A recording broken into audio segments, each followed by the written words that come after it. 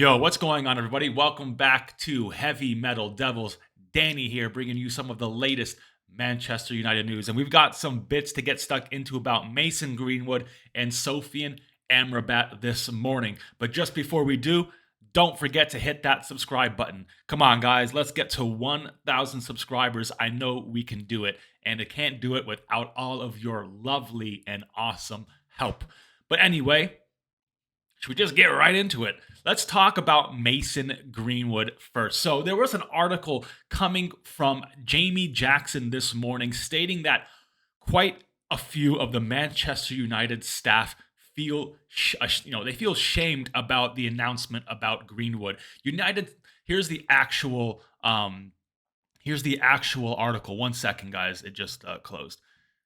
Some Manchester United staff feel deep shame at prospect of Greenwood return.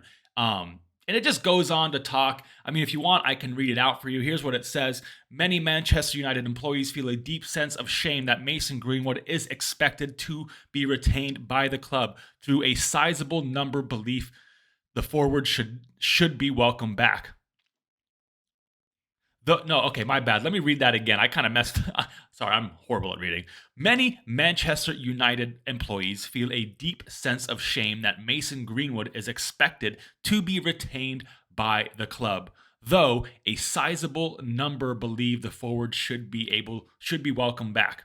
Greenwood's future has been discussed regularly among staff members, and The Guardian has been told amongst all those who favor the 20-year-old's return to work on football side of the operation. The chief executive, Richard Arnold, will decide whether Greenwood can resume his career at United, and the decision could be announced next week at the earliest. Inside the club, there is a sense it would represent a major surprise if the player was not welcomed back.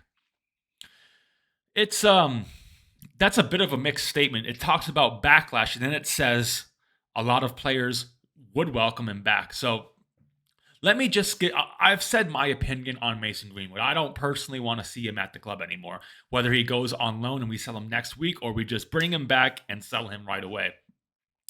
It doesn't set a great example for youth players or youngsters coming into this team that if they're any decent at what they do, they could literally get away with anything without any major consequences. So it's not a good precedent to set at this club. Now, it's not to say that I don't believe in rehabilitation and second chances, but at a club like Manchester United, at a club that gets so much scrutiny, has so many eyes looking upon it, that tends to be so PR safe, this is nothing but a disaster. It's not good for the club, and it's not good for Mason Greenwood. We have to also think about what he is going to go through when being on that pitch in front of rival fans. The heckling, the absolute abuse that he is going to get is not going to be good for him. It's not going to be good for the club. And already I've seen on Twitter, on Facebook, on Instagram, on YouTube, the absolute backlash from fans, women as well, just coming out against this. I think it's a bit insane at the moment to bring him back. We have so many dramas. It feels like it's just drama after drama after drama since Ten Hag has come in, whether it's Cristiano Ronaldo, whether it's Maguire, whether it's Greenwood. It's just getting a bit ridiculous with this club drama at this club. So,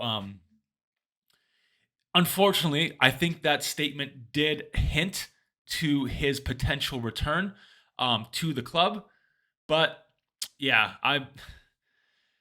who knows? I think it could be a return to go out on loan, maybe a return to work behind the scenes on some rehabilitation to get his football back, and maybe to be loaned out in the winter time or next summer, maybe even to be sold. There's some misconception here that there's people that think that he can just come right back in and leave and come back to leave off where he left. So he hasn't played since January 2022, guys. You really honestly think he's just going to come right back in and be the same fucking player he was before? I highly doubt it. And I'm honestly sick of people putting their love for goals, seeing goals go in, rather than the morality of this club. Yeah, I know football has no morals, but I think we all should. Yes, he's been proven innocent. Not been proven innocent. The charges that he has not been proven innocent yet, just yet. The charges were dropped, but we have all seen the tapes. We've all heard the audio, seen the pictures, heard the tapes, all that. Um, and it was just a case of the charges being dropped. Whether there was a payoff, we don't know. We don't know what's happened behind the scene, but all we know is what we've seen, the pictures and the audio. And that to me is not good, man. That is not good for this club.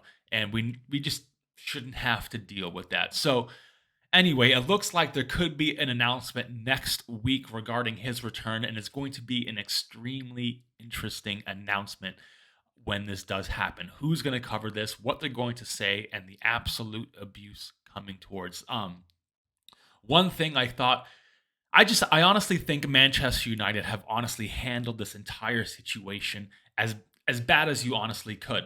Look, it's pretty clear that something did go down, because if something never went down, if this was foreplay, if this was a scenario thing that they were trying, they could have come out right after this was released and said something, put something out, but nothing has ever been said, which makes, it kind of makes you believe that something did happen and they're just working their way past it. They're doing these little hints to soften the blow for when we do announce his return. So there's been many, many opportunities for Mason Greenwood and Manchester United to rectify this, to come out with a statement saying, oh, this was a hack, this was a targeted attack, this was planned, or this was foreplay, a scenario they were trying in the bedroom. Nothing, there's been many, many times where they could have said stuff like this, but it's been over 18 months and nothing.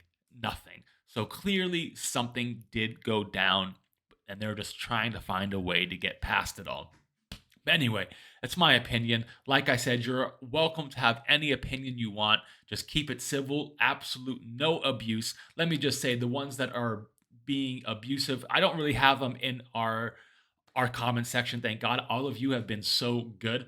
But any abusers, man, trust me, they wouldn't say any of that to your face. They wouldn't say it to my face. So yeah, that's my opinion. Mason Greenwood should not be at the club any longer. Anyway, I'm sick of talking about Mason Greenwood. Let's just sit tight and see what happens with this announcement potentially coming next week. Let's get on to something a bit more positive, guys. Let's talk about Sofian Amrabat. So, we all know Sofian Amrabat has been a target for Manchester United throughout the whole summer right now. We saw what happened in the Wolves game. We definitely need another cover in that midfield. Casemiro cannot do it on his own. Unless Erik ten Hag makes some tweaks with Mason Mount and Bruno, we're going to need another defensive midfielder in this team. And that's where, obviously, Sofian Amrabat comes in. But this has been said so many times, where there's BBC, my channel, Stretford Paddock, Sky Sports, I don't know, any of those channels. We need to sell players. We've sold Fred. We've sold like Tellez and stuff, but we need to sell Donny van der Beek, maybe Scott McTominay as well. And we also need to get Eric Bailly out. Eric Bailly's, his deals keep falling through. Like, I don't know why. Every team he is potentially joining, that deal has been falling through. But anyway, it's now come out because Liverpool have shown an interest in Sofian Amrabat. They just signed Endo, I think this Japanese central defensive midfielder, but they're showing interest in Amrabat as well. And we all know Liverpool have the money because they just put a £110 million bid in for Caicedo, which they got turned down on from Caicedo, by the way. That was hilarious. And Lavia, everyone just turning Liverpool down. You can't get anything better than that. But I think now that Liverpool are starting to show more interest and kind of, accelerate their interest in Sofian Amrabat, this is now forcing United to move quick. So, let me just read where to go. Yeah, so basically this is coming out of the Manchester Evening News, a few other sources as well, but I'll just pull it from this one. So Manchester United will accelerate their efforts to sign Sofian Amrabat from Fiorentina. Eric Ten Hag is open to adding the midfielder, blah, blah, blah. We all know this. But I watched an interview with Dharmesh Sheth from Sky Sports the other night on another channel, and it's just all down to sales. I'm not like sure why we can't sell players. We've got Chelsea just selling everyone. They just sold their this dude who played a handful of games at left back last year. I forget his name, but they just sold him to Newcastle for like 28 million. Dude played like fucking 10 games last year. What the hell is this shit? So we're just really waiting for Donny van der Beek. We don't know what's happening with that, and we don't know what's happening with Scott McTominay. I just don't see why we just can't make this deal happen anyway. Everyone else is fucking off FFP. Why the hell are we not doing the same thing? I'm sure we can make it work with one player like Sofian Amrabat. There's been talks that he's just in England already as well, just waiting for the call, because if he doesn't get that Manchester United call, I think he'll go to Liverpool, guys. I think he really will. Liverpool are really, really interested in him, but he wants Manchester United. He wants Eric Ten Hag, and as soon as that deal looks like it will not happen, he'll go to Liverpool. So that is why we are starting to accelerate this deal. I thought this deal would be a done deal by now. It seemed like it would have been done a week or two ago, but our lack of sales, our inability to sell players has kind of turned this transfer window from what I thought may have been like a 7 out of 10 is now becoming a 4 out of 5 out of 10. Yeah, we got some players in, but this window was kind of all about sales, guys. It was trying to generate money through sales, and we have done jack shit on that. So I'm giving this window right now like a 4, maybe a 5 out of 10. It's not as good as you people think, trust me. And Richard Arnold, John Murtaugh have a lot of explaining to do when it comes to selling players. And I'd love to see someone really talk to them about that. I'd like to see an interview with those two about the direction they have for this club, the difficulties in selling players, and difficulties of bringing players in, because everyone seems to be praising these two guys for getting Onana, Mount, and Højlund in. But, dude, like, those were all works by Ten Hag. I don't think they really had much to do with that, in my opinion. So the outgoings is where they have to, really pull their weight and do their job, and they haven't done shit. So I don't know.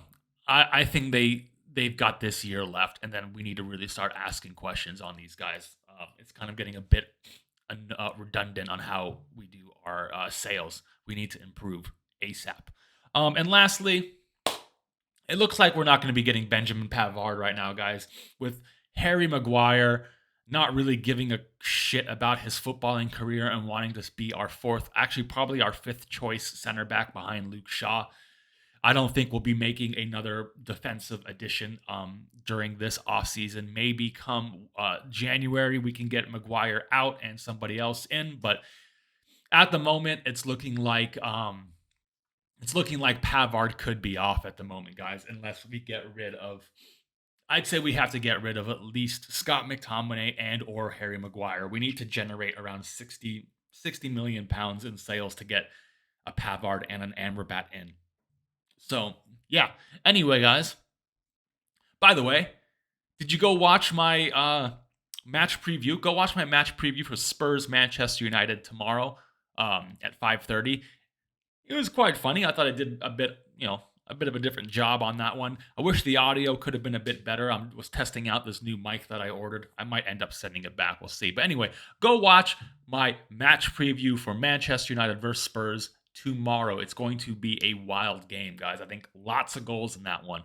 And anyway, I'll put that link right up here anyway. You can just click that right up top. Anyway, I'm lost now. Don't forget to like, share, and the big one, don't forget to subscribe. Let's get to 1,000 subscribers, everyone. And I'll see you all on the next one, maybe.